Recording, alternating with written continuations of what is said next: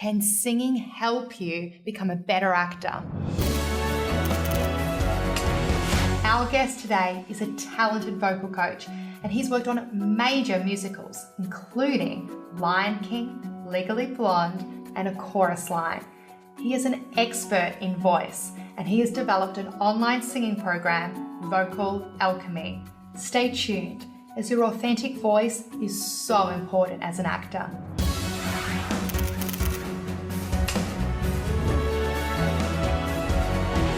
Happy Sunday, peeps. You're watching The Actor's Process. I am your host and acting junkie, Clare Elizabeth D. And today we're shooting at the Actor Centre in Sydney, and I'm delighted to be joined by a dear friend and mentor of mine. He is a vocal expert and creator of singing program Vocal Alchemy, Tim Smith. Hey Tim, how are you? Actually, I'm a little tired because it's Sunday in the program, but it's actually Friday. And I've got my morning voice on. Oh, sorry, not to be too... That's right, it's Friday. So we always catch up for coffee. We do. And we're always talking about the creative process. We are. And I just thought it was such a great opportunity for our audience to be a fly on the wall and catch up for our coffee. Coffee, yes. Our audience would love to know what has inspired you to dedicate your life to studying voice and the creative process. My interest in voice and where I've arrived at, it has basically been based on my own weaknesses. I was made to sing very high, very loudly when I was very young. I think as we all were. Which of course I know now is pretty much the worst thing you could do to a young developing voice, given that the voice doesn't hit its full adult strength and maturity till you're in your early 30s. It's actually the last part. Yeah, that's wild, isn't it? So there I am at 15, 16, and because I played the piano and I could read the notes, I was made to sing, that's a top A, so sing it. And sing it as loudly as you can so that the other kids sing the same notes. And so I did that, but of course I learnt to basically sing with a fist in my throat. And then I set about trying to find singing teachers and voice specialists who could help me change those habits so that my voice was worked more efficiently and I could sing better, for want of a better way of describing it.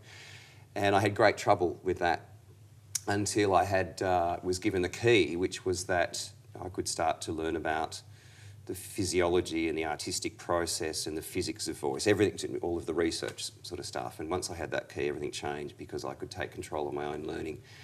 And so to cut a long story short, I basically became a mad person for 10 years, and I ate, slept and drank and consumed everything to do with voice, both speaking and singing, and right across styles from, the highest level of opera to contemporary rock stuff, and fixed my own voice in the process and learn a few things along the way, really. So what was actually my greatest weakness and frustration expressively has now become something that, by default, I'm known for. And I guess that's a common story for lots of people who do artistic things. We find a blockage and we go, oh, what is this thing? And it becomes our mad preoccupation, really. Yeah, I feel like that's my story as well. As an actor and acting coach, that I really look at my life and I was just a world-class bullshit artist. Yeah. And so now it's about delving in and actually fixing yourself. Yeah. And then you get paid to share. Absolutely. You fixing yourself. It's awesome. Yeah. People come to me with various problems, and pretty much everything that people come with, I've been there myself. I know what that's like. I know how that feels to have that blockage or that issue. And I have worked out various strategies and techniques and processes to help people through that. And we learn so much more. When we're on an easy path, we tend not to notice things because we don't have to. It's a smooth road, there are no bumps. But when there are bumps, it's like, oh my gosh, I must pay attention now. So, yeah. So you have been a vocal coach on many major musicals, and recently you've returned to Lion King. Yes, a return. Hakuna Matata. Yes. So what have the vocal challenges been for the cast? Lion King is a very, very particular and individual Broadway musical because it requires such a rich casting in order to tell the story. There are currently 11 productions of Lion King on around the world, and each of those productions requires this very rich cast in order to tell the story. Disney continually runs auditions in South Africa almost year round, trying to find people to service those 11 productions, because there are always cast changes and that kind of thing. And my work as the vocal coach is multifaceted, but one of my primary responsibilities is to help the South Africans who may not have the sort of processed and studied vocal technical abilities that your average tertiary graduate who is staffing other musicals in this country and probably around the world. My job is to help people like that and the entire company do what they're doing more efficiently, more easily, more dependably, and more safely. That's a multifaceted responsibility, but I love that challenge because my understanding of voice is that we're all different. And so if there are 7.2 billion people on the planet, or whatever that figure is, then there are really 7.2 billion vocal processes on the planet. And my fascination is with how does any individual do what they do, and how can I help that individual do that better, more efficiently. So, as a lot of our audience are actors, what are the benefits for actors to study singing?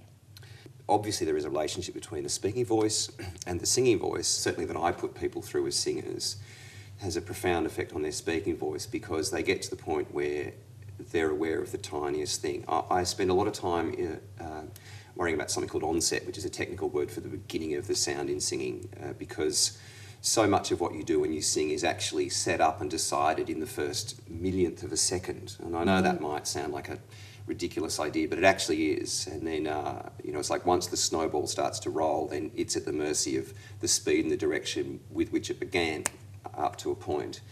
And so the deeper that process of awareness, the more the person can do. Now, that's obviously going to have an effect on an actor when they're speaking, if not singing.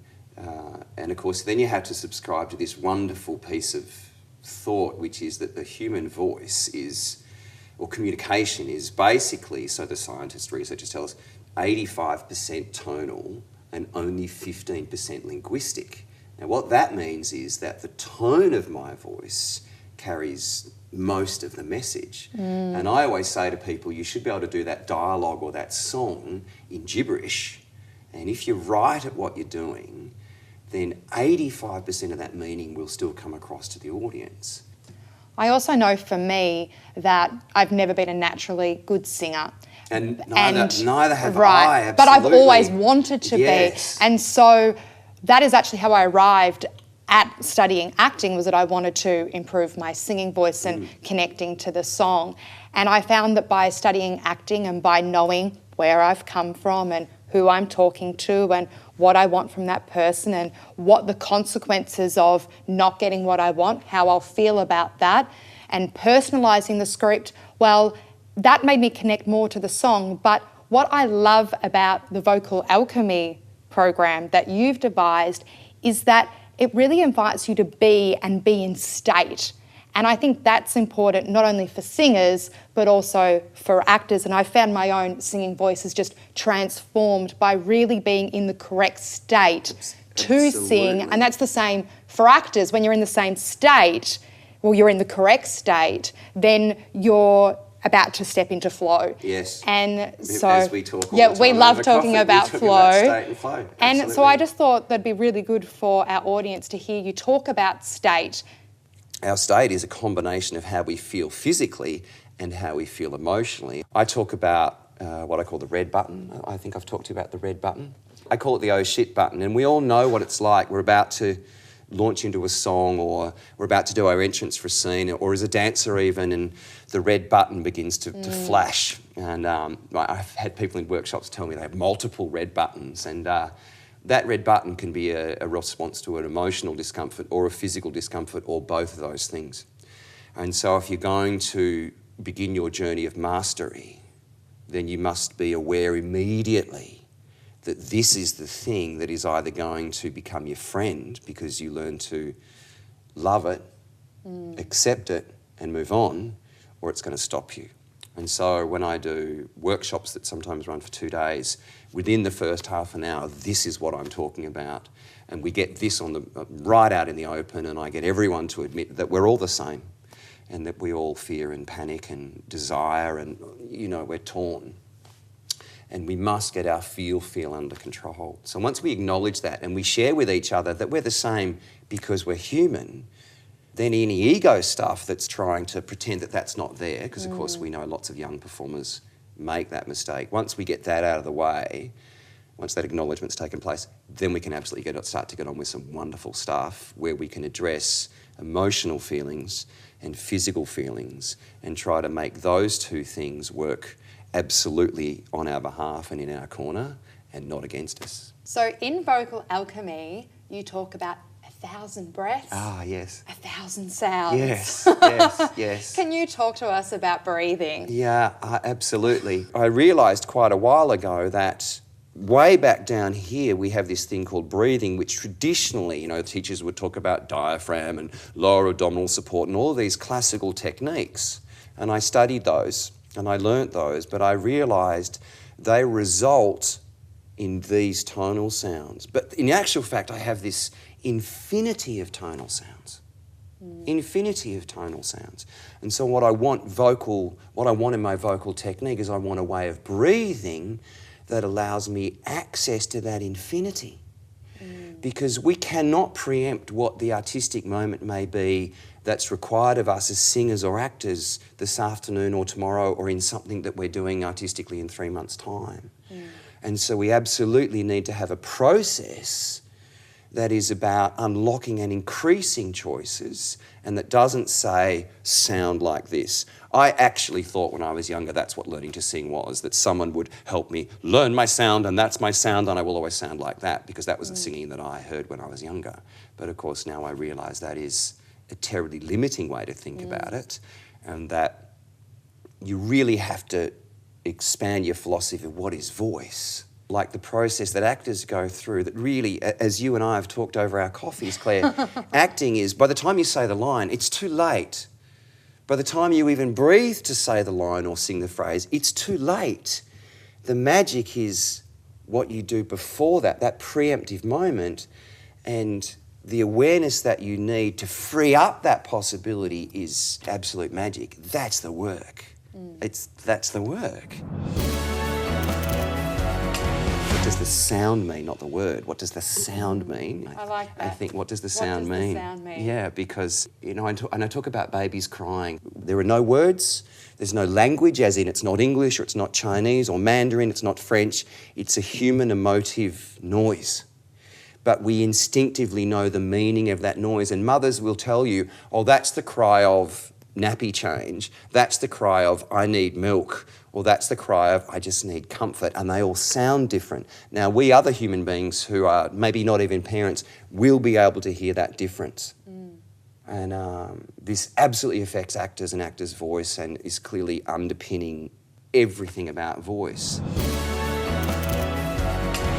And today's viewer question comes from Jackie Martin from Melbourne. Hi Tim, my name is Jackie Martin from Melbourne, Australia. I did your Broadway voice workshop a few years ago and loved it. A question as an actor, any tips on how to explore the range of your voice without hurting yourself? For example, when I'm doing a highly emotional and aggressive scene, any tips? One of the easiest things to realise about vocal freedom, and freedom is the lack of fighting yourself obviously, is that when we're a little tipsy, we get loud.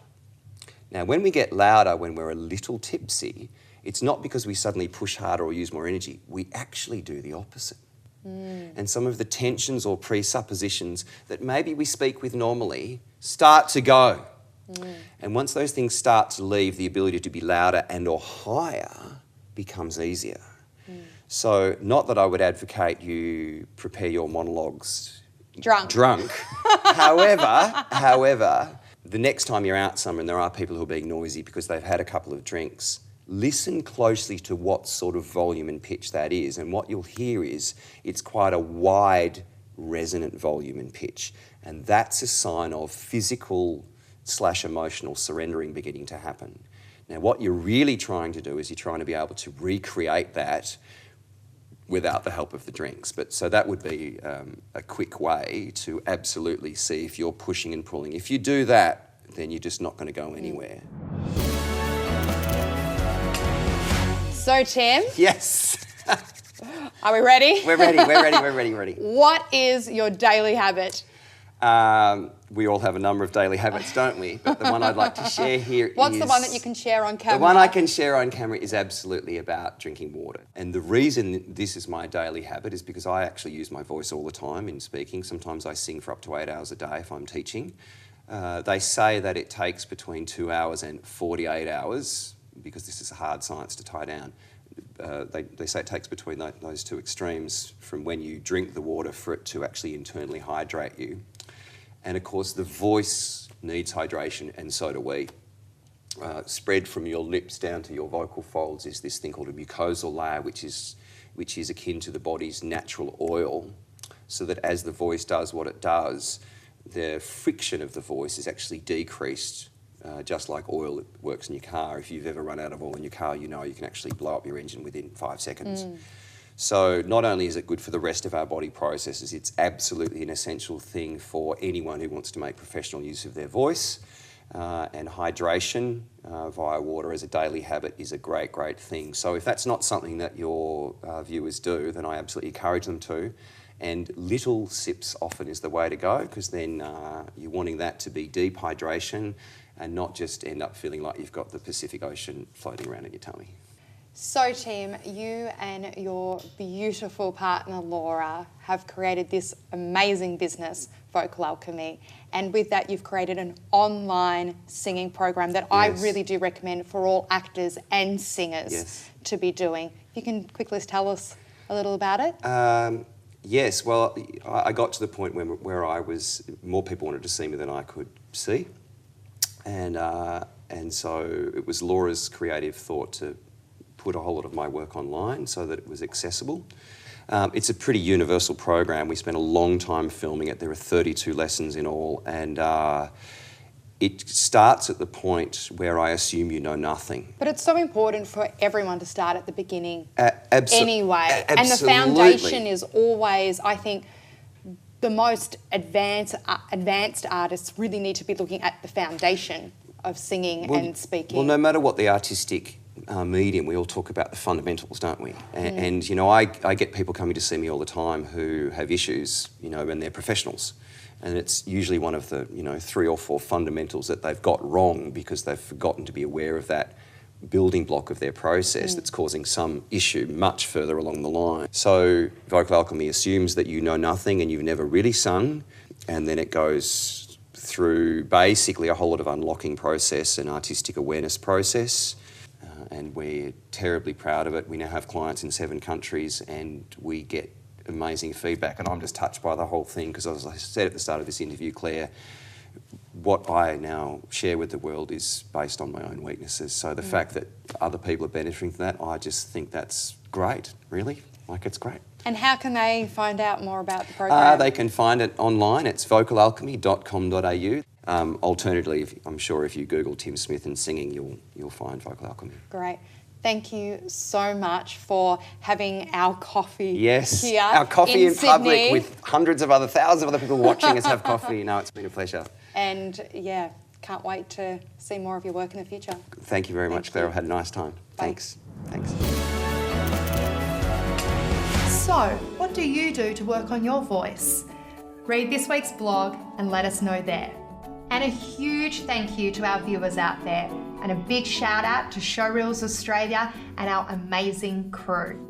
Check out our website, theactorsprocess.tv, and find out how you can have your work seen by becoming our Viewer of the Month.